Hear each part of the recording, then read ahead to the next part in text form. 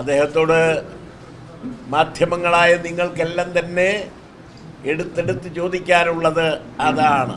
അദ്ദേഹം SNDP യോഗത്തിൻ്റെ general secretary എന്നുള്ളതിന് പുറമേ BJPയുമായി മോന് മന്ത്രിസ്ഥാനം ഉറപ്പാക്കാൻ വേണ്ടി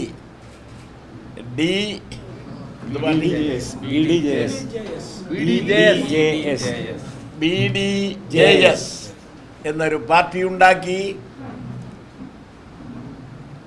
ഉമ്മൻചാണ്ടിയുടെ പാർട്ടിയെ കീഴ്പ്പെടുത്തി.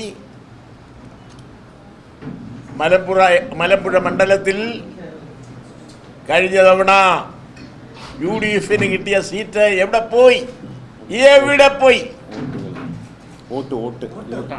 അതെ, വോട്ട് എവിടെ പോയി? ആർക്ക് കിട്ടി എന്നുള്ളത് ഞാൻ നിങ്ങളോട് പറയേണ്ടതില്ലല്ലോ.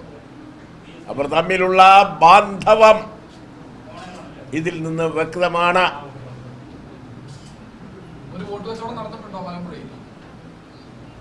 അതിനെന്ത് സംശയം? കഴിഞ്ഞ തവണ UDFന് കിട്ടിയ വോട്ട് എവിടെ?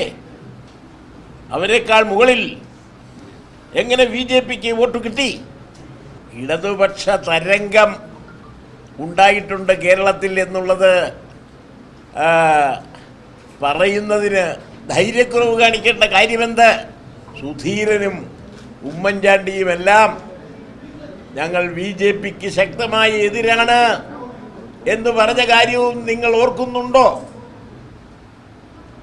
അത് ഓർക്കുന്നുണ്ടെങ്കിൽ ഈ ചോദ്യം അപ്രസക്തമാണ്.